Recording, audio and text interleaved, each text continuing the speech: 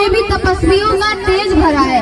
आज मैं अपना परिचय इसलिए दे रही हूँ क्योंकि प्रणाम करके परिचय देना हम भारतवासियों की परंपरा है।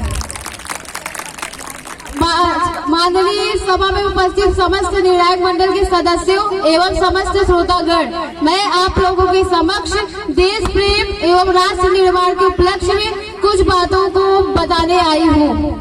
आजादी का मतलब केवल वही समझ सकता है जिसने कभी गुलामी की हो। यूँ तो हम सौभाग्यशाली है कि हमने स्वतंत्र भारत में जन्म लिया। यूँ तो आजादी की नाव 1857 में ही जल उठी थी, जो वर्षाल बनकर 1947 में हमारे देश को आजाद कराई। जब हमारा देश फिरंगियों के घेरे में घिर चुका था तो मेरा रंगते बसंती चोला की एक आवाज पर टोलों के टोले उमड़ आते थे, लोग मर जाते थे, मिट जाते थे, फांसी चढ़ जाते थे, सिर्फ और सिर्फ अपनी देशभक्ति साबित करने के लिए।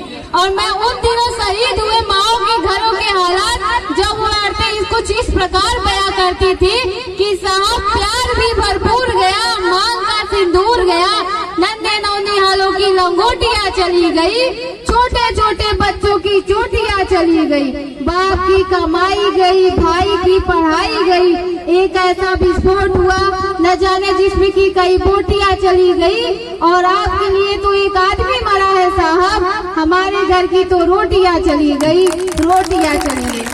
वाले हालात पैदा हो जाने के बावजूद एक माँ अपने बेटे को सरहद पर लड़ने के लिए, मरने के लिए भेज देती है और उस माँ का हृदय तो तब द्रवित हो जाता है जब वो अपने बेटे का आधा शरीर देखती है और पूछती है कि साहब आप भर्ती में 1 इंच कम नहीं लेते, मैं आधा शरीर कैसे लूं।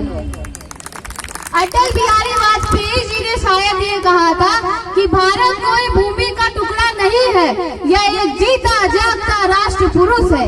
अटल जी ने कहा था यह वंदन की धरती है, यह अभिनंदन की धरती है, यह अर्पण की भूमि है, यह तर्पण की भूमि है। इसकी नदी हमारे लिए गंगा है और इसका कंकड़ हमारे लिए शंकर है। हम जिएंगे तो इस भारत के लिए और मरेंगे तो इस भारत के लिए, और मरने की बात गंगा जल में उन 35-80 को कोई कान लगा करके सुनेगा तो उनसे भी सिर्फ एक ही